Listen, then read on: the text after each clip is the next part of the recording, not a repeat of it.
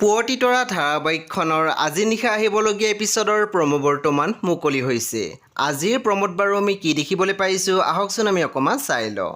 আজিৰ প্ৰমৰ প্ৰথম ভাগত আমি দেখিবলৈ পাইছোঁ পমে কৈ আছিল, মই আৰু অকলে থাকিব নোৱাৰোঁ মা, তুমি সোনকালে আহা মা। তাৰপিছত আমি প্ৰমোত দেখিবলৈ পাইছোঁ জোনালীয়ে প্ৰজ্ঞাক কৈ আছিল, দেউতাৰৰ ক্ষেত্ৰত আমি কেনেকৈ যুঁজিবলগীয়া হৈছিল সেইটোতো তোৰ নিশ্চয় মনত আছে। তেতিয়া অনুৱে মাত দিছে, আছে মা, সকলো মনত আছে।